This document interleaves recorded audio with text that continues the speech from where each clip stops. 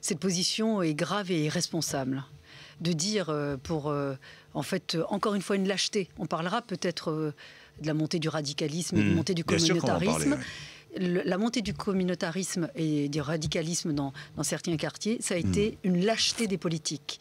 Sur le cannabis, la gauche veut recommettre cette lâcheté vis-à-vis du cannabis. Mais pourquoi une lâcheté? Pourquoi? Parce qu'on dit, comme on n'a pas les moyens ou qu'on n'arrive pas à arriver peut-être à bout de certains trafics... Ni vous, ni eux. Si, parce que quand même la France a été plus efficace. Je peux vous dire, au niveau européen, nous sommes les plus efficaces dans la lutte contre justement la consommation des produits stupéfiants et la lutte contre les trafics. On est plus efficace quand les jeunes Français sont les plus gros fumeurs de cannabis en Europe. D'accord. Il y a bien des raisons à cela. D'accord, donc ça veut dire qu'on dit, on baisse les bras, on laisse faire les trafiquants qui prospèrent là-dessus, parce que si on dépénalise, c'est-à-dire qu'on va remplir la poche de certains qui vont vendre le cannabis.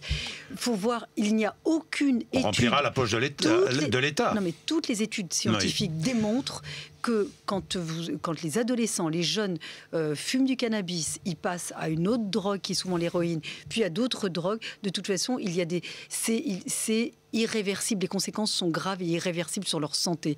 Moi, je ne crois pas qu'on puisse, et je peux en parler des heures si vous le souhaitez, on ne guérit pas de la toxicomanie. Donc il vaut mieux lutter pour que jamais nos jeunes ne tombent dans la toxicomanie. Et aujourd'hui, le fait qu'il y ait encore cet interdit, ça empêche des milliers de jeunes, pour ne pas dire des millions de jeunes, à transgresser, en tous les cas à toucher à la drogue. Quand on voit les effets dévastateurs de la drogue sur la santé de nos jeunes, sur l'avenir de nos jeunes, parce que non seulement il y a des aspects irréversibles en termes de santé, mais également en termes de désocialisation.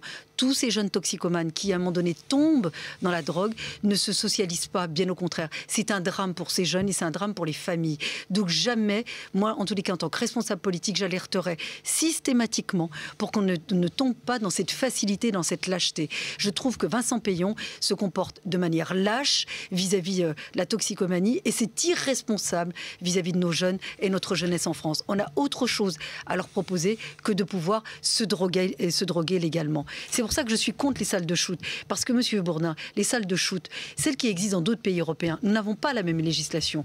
Les salles de shoot, il faut savoir, il faut le dire aux Français, ça veut dire que chacun va venir avec sa drogue, il va se droguer dans une pièce, tranquillement, sous un contrôle. Ça veut dire quoi ? On fournira de la drogue de substitution. Non, ils ne fourniront pas de la drogue de substitution. On dit, on va simplement pouvoir les laisser se droguer tranquillement dans une salle de shoot. Donc chacun viendra avec sa drogue. Je peux vous dire, je peux en parler à titre personnel. Souvent, il y a de la drogue coupée.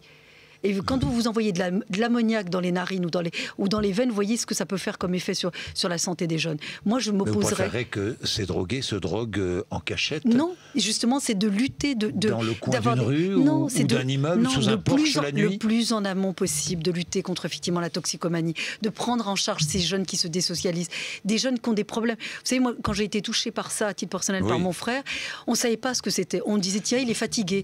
On aurait dû peut-être s'attacher les services d'un psychologue. C'était pas notre culture. On ne savait pas qu'on pouvait peut-être les aider parce qu'il y a des malaises, des fragilités chez ces jeunes.